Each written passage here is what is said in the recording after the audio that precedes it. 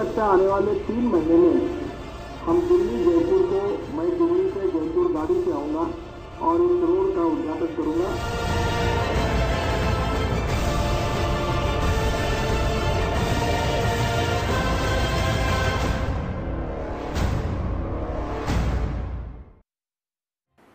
अक्टूबर को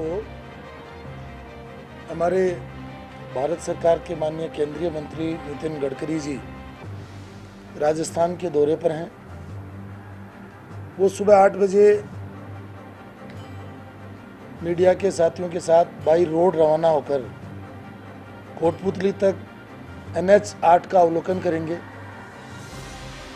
और माननीय मुख्यमंत्री जी जयपुर से रवाना होकर कोटपुतली तक बाई रोड इसी सड़क को देखते हुए जाएंगे। दोनों माननीय केंद्रीय मंत्री जी और मुख्यमंत्री महोदय कोटपुतली में संयुक्त रूप से प्रेस कॉन्फ्रेंस करेंगे और इस रोड संबंधी तथ्यों को दोनों एक दूसरे के साथ मिलकर के प्रेस के साथ वार्ता करेंगे। सड़क पर रोज किसी न किसी की दुर्घटना में मौत हो जाती है, आंखों के सामने मौत होती है, तो बहुत बुरा फील होता है। और किस कमी की वजह से? सिर्फ गवर्नमेंट जो ये सड़क का काम नहीं पूरा करवा पा रही है। पिछले 6 साल से लोग दुखी हैं और वो हम उसके खिलाफ आवाज़ भी नहीं उठा पा रहे, इसका भी हमें दुख है, बहुत बुरा फील होता है। तो हमारे प्रशासन की लापरवाही है। उसको जब ये इसका निर्माण कार्य चल रहा था तो इसके मटेरियल को उन्होंने चेक करना चाहिए था। 1 साल भर पहले दरार आई, इसकी रिपेयर कर दी गई, फिर दरार आ गई है, तो इसमें कहीं ना कहीं इसमें सामग्री जो लगी है उसमें कहीं ना कहीं दिक्कत है। चलिए, बात सिर्फ पुल की नहीं होनी चाहिए, बात होनी चाहिए NH 8 की जो नासूर बना हुआ है। फिलहाल राजस्थान के सीने पर कुछ ट्वीट्स हैं, उनके साथ आगे बढ़ेंगे। साकिब हुसैन का ट्वीट आया है, उन्होंने लिखा, सरकार की कमजोर नीति और मिलीभगत के कारण कारोबारी लॉबी हावी हो चुकी है। अभिषेक जैन ने लिखा, भारी पड़ने का खास कारण विभागीय कर्मचारी और ठेकेदारों की मिलीभगत है। बाबूलाल ने लिखा, जिस नरेंद्र मोदी जी नाम पर राजस्थान के MP और MLA जीते वही सड़कों का काम ना करा कर मोदी का नाम खराब कर रहे हैं। युवराज सिंह ने लिखा है, कारोबारी और सरकार की मिलीभगत के कारण आज ये हालात है कि सड़क इसलिए नहीं बनती कि हम चल सके, बल्कि इसलिए बनती है कि सरकार और कारोबारी कमा सके। क्या यही कड़वी सच्चाई है? और नितिन गडकरी इस बार जब दिल्ली के रास्ते गुड़गांव होकर और राजस्थान लौटेंगे तो क्या NH 8 की कायापलट हो सकती है? क्या मुख्यमंत्री वसुंधरा राजे जयपुर से कोटपुतली तक पहुंचेगी? तो उम्मीद की जा सकती है कि कुछ दिनों में सड़क बनेगी। बात अगले दौर में इसी पर होगी। घनश्याम जी दौसा से हैं, बताइए आप क्या कहेंगे? श्रीमान जी, मेरे 2 सवाल है अर्चना जी शर्मा जी से। बताएं। इनसे ये पूछा जाए, जो जयपुर से आगरा जो 4 लाइन बना है, दौसा होते हुए जाता है, ये इन्हीं के राज में बना। और इनसे ये पूछा जाए कि ये टोल टैक्स इन्होंने लगाया है, कितने साल तक इन्होंने बात भी किया है टोल टैक्स लगेगा, पहली बात। दूसरी बात, इनसे ये पूछा जाए कि दौसा बाईपास जो लालसोट और दौसा बाईपास है, लालसोट नया बनाया है, ये भी इनके राज बना है। आज उसको जाके देखो, आप खुद जाके देखोगे। कुल मिलाकर आपका इशारा घनश्याम जी, निश्चित तौर पर मैं अर्चना जी आपका रुख करूंगा, सड़कों की हालत को लेकर है। सरकारें चली जाती हैं, कंपनियां रह जाती हैं, और सरकारें इतना क्यों उनको मौका दे देती हैं, कंपनियां कोई भी हो। घनश्याम जी दौसा में रहते हैं, जाहिर है NH 11 इनकी प्राथमिकताओं में होगा, वहां की हालत सुधारी जानी चाहिए। और NH 8 आज राजस्थान के सीने पर नासूर बनकर बैठा है। तो पहले सवाल वो लगातार जो मनीष पारिक साहब आरोप लगाते आए हैं, ठीक है कमियां रही हैं, तो आप मानेंगे कि जिम्मेदारी होती है? देखिए घनश्याम जी जो प्रश्न कर रहे हैं, तो कल ही मैं दौसा जाके हूँ, उस हाईवे में तो मुझे लगता है बेहतरीन हाईवे है जो राजस्थान के हाईवेज में से। लेकिन सबसे बड़ी समस्या देखिए कि जो सरकार 2 साल तक यहाँ पर स्थापित हो चुकी है, 20,000 किलोमीटर की सड़कें बनाएंगे, आज तक तो कोई शुरुआत नहीं हुई। और यूनुस खान जिनका हम अभी वक्तव्य सुन रहे थे, PWD मंत्री हैं, उनकी स्थिति देखिए कि वो मुख्यमंत्री के निर्वाचन क्षेत्र गए थे वो दौरे पर, और 12 से ही वापस लौट आए क्योंकि वहाँ सड़कें नहीं हैं। तो ये तो आपकी कार्यशैली ऐसे कि आप निरंतर वहां से चुनाव जीतती हैं, लेकिन अब उन्होंने कहा मुख्यमंत्री कोटपुतली तक सड़क मार्ग से जाएंगे और परिवहन मंत्री आएंगे सड़क मार्ग से कोटपुतली तक दिल्ली वो से। 2014 तो का वक्तव्य हो जाएगा। मेरी बात सुनिए, वो 2014 का वक्तव्य जिसमें मुख्यमंत्री और केंद्रीय मंत्री के जाने और आने की बात कही। तो मुझे लगता है मुख्यमंत्री तो ये हेलीकॉप्टर आज से की प्रेस जाके, कॉन्फ्रेंस थी, कैबिनेट और बैठक के आज बाद भी सवाल अगर किया गया इस हालात पर। मुझे जब बताइए यूनुस कि खान से। मुख्यमंत्री के जाने से यदि सड़क बन जाएगी तो हम भी साधुवाद देंगे, लेकिन सबसे बड़ी समस्या है कि मुख्यमंत्री को ना तो केंद्र के साथ समन्वय, ना उन्हें पैसा मिलता है, और पैसा नहीं मिलेगा विकास के लिए तो वो क्या कर लेंगी।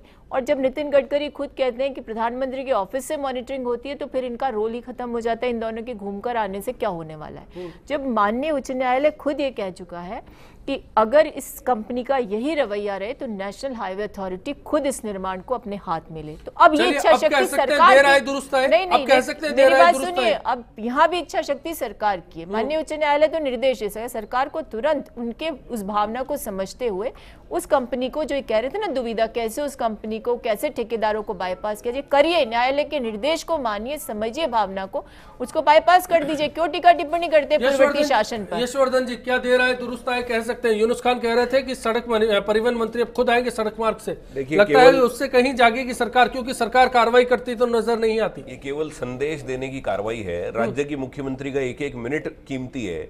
जब राज्य सरकार का कोई रोल ही नहीं है तो राज्य की मुख्यमंत्री कोटपुतली जा क्यों रही है? उसका कोई मतलब ही नहीं है। आप केवल जनता को संदेश दे रहे हो कि हम बहुत ज्यादा काम कर रहे हैं। काम तो वहां उस ठेकेदार को करना है जो काम कर नहीं रहा है, जो एस्क्रो अकाउंट से पैसे निकाल लेता है, जो हाईकोर्ट की बात नहीं मानता, जो केंद्रीय मंत्री जी उसके हाथ जोड़ रहे हैं। तो इतने सख्त लोग जब इतनी सख्ती से काम कर रहे हैं तो आपको उसका नजारा दिख ही रहा है। तो आप ये संदेश देना बंद करें और कोई ऑन द ग्राउंड अगर कोई बात करनी है। एक तो मैं आपको बताऊं, आरटीआई से मैंने जितने डॉक्यूमेंट निकलवाए हैं, इनका जो कॉन्ट्रैक्ट होता है वो इतना ठेकेदार के एक तरफा होता है कि जनता की उसमें कोई सही नहीं होती। इसमें एक क्लॉज का जिक्र हो रहा है कि शर्तें 1997 की थी या 2000 के बाद में कुछ शर्तें बदलाव की गई थी। दरअसल इसमें भी कहीं गफलत है, ऐसा कुछ है? ये पूरी तरह गफलत है। हर सड़क, हर टोल अपनी एक अलग कॉन्ट्रैक्ट बनवाता है। जैसा अभी उनका और शर्तें अपने मुताबिक होती है। आप दौसा से जिनका फोन आया, अगर आप दिल्ली से जयपुर से आगरा जाते हैं तो 3 टोल तो आपको एक तरफ की पर्ची देंगे। वो कहते हैं हम आने जाने की देते ही नहीं है, जो 1.5 गुना पैसा लेकर देनी चाहिए। और चौथा टोल है वो आपको आने जाने की पर्ची दे रहा है। एक सड़क पर जितने टोल है सबके अपने अपने अलग अलग नियम है। हर एक का मालिक अलग है, हर एक के नियम अलग है। कोई अच्छी निर्माण करा रहा है, कोई नहीं करवा रहा है। ये बिल्कुल का पूरा बिक गया है, पूरा सिस्टम इनके हाथों में, इन ठेकेदारों के हाथों में। मनीष पारिक साहब, लग रहा है असहज है कहीं पर कि किस सरकार में होंगे, जवाब देने के लिए नहीं। अब सिंसियरिटी को तो आपको मानना ही पड़ेगा। एक दूसरी बात ये कि जो शर्तें बन गई है, आप इस टेक्निकल चीज को समझे। कैसी सिंसियरिटी? एक साल में 2 बार दरार पड़ गई, कोई हादसा हो जाएगा तो कौन बदल दिए आपने, परिवहन की उनकी शक्ल नहीं देखी हमने। किसकी? 6 मिनिस्टर बदल गए परिवहन के कांग्रेस पार्टी। अरे आप शक्ल, मैं तो ये कहना चाह रहा हूँ। दूसरी बात, जो ठेकेदार की शर्तें हैं, आप यशोवर्धन जी की इस बात पर भरोसा करो, जो ठेकेदार की शर्तों को तोड़ नहीं सकती सरकार, सब कुछ सही हो वो जाएगा। ब्रीच ऑफ फ्रंटेज में आता है, वो नहीं हो सकता। लेकिन अगर हाईकोर्ट इसके बारे में कुछ कहता है तो उसके लिए ये पूरी जिजीविषा दिखा रहे हैं। नहीं दिखा रहे ना, इच्छा शक्ति है ही नहीं। इस बारे में इच्छा शक्ति है ही नहीं पार्टी में। मुख्यमंत्री सूफी फेस्टिवल जाती हैं, मुख्यमंत्री आप इस बात को कैसे मान सकते हैं कि कॉन्ट्रैक्टर के साथ जो शर्तें हैं, जो कॉन्ट्रैक्ट की शर्तों को तोड़ा नहीं जा सकता। अब शर्तें आपने बना दी 6 साल पहले और उनको भुगत हम रहे हैं और हमसे जवाब पूछ रहे हो। मुख्यमंत्री जब जाएंगी ना वहाँ पे तो आप पैचवर्क भी कर दोगे। जाहिर है आप समझ सकते हैं कि जवाब कहाँ से लिया जा सकता है और इतनी देर में क्या जवाब आया। राकेश जी दौसा से बताइए, राकेश जी क्या कहेंगे? सर नमस्कार, मैं राकेश कटारा दौसा से बोल रहा हूँ जी। सर मैं जानना चाह रहा था कि आप जो NH11 है जयपुर से आगरा चल रहा है, वो 2005 में चालू हुआ था, वो बीजेपी कार्यकाल में चालू हुआ था सर, एक्सेप्टेड। और उसी हाईवे पे कुछ दिन पहले बीजेपी के सांसद हेमा मालिनी जी का एक्सीडेंट हुआ था उसी हाईवे पे। वहाँ पे आज तक कुछ भी प्रिकॉशन नहीं हुआ है। इवन वहाँ पे एक रेड लाइट नहीं लगी है।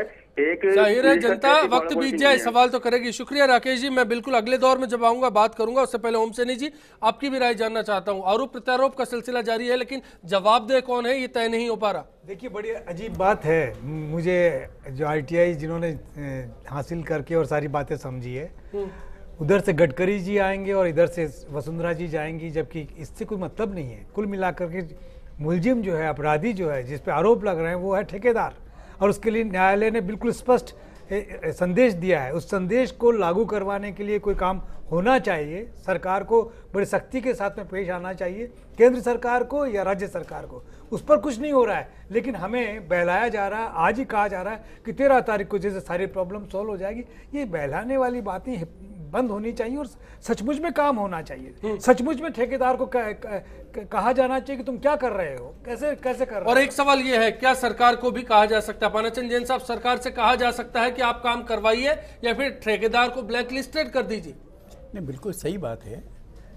ये तो कॉन्ट्रैक्ट की शर्त में ही है कि सरकार जो है सब कुछ कर सकती है, ब्लैक लिस्ट भी कर सकती है, रीऑर्डर भी कर सकती है। यशवर्धन जी जैसा बताया, ठेकेदार अपने मुताबिक काम करवाता है। NH11 का जिक्र, 4 टोल नाके हैं, चारों की अपनी अपनी शर्तें हैं।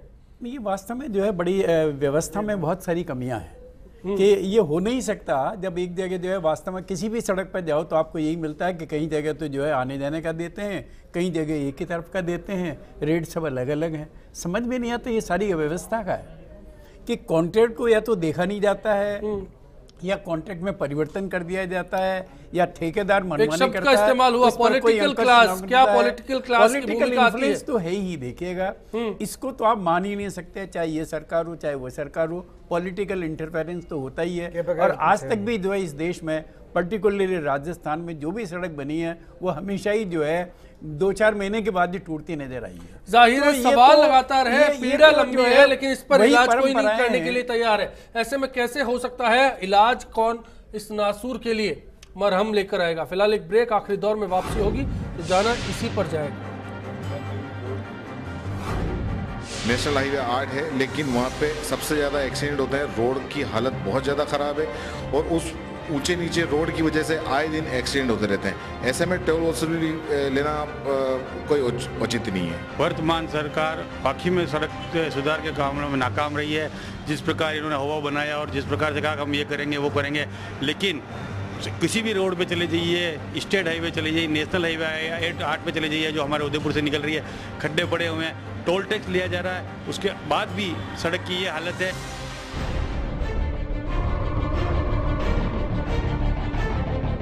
मुझे लगता है आने वाले 3 महीने में हम दिल्ली जयपुर को, मैं दिल्ली से जयपुर गाड़ी से आऊँगा और इस रोड का उद्घाटन करूँगा।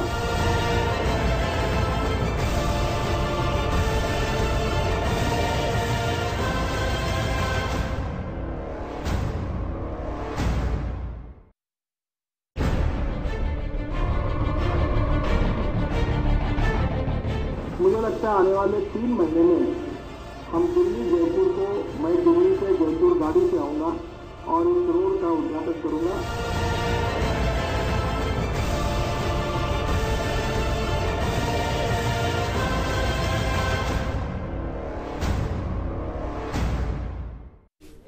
आज सवाल NH8 का है। नासूर बना NH8 अगर लगातार सुर्खियों में रहता है और खबरों में रहता है, कारण क्वालिटी, कारण काम ना होना, तो क्या टोल वसूली को रोक देना चाहिए? सवाल यही था और 95% दर्शक मानते हैं कि हाँ, NH8 पर टोल वसूली नहीं होनी चाहिए।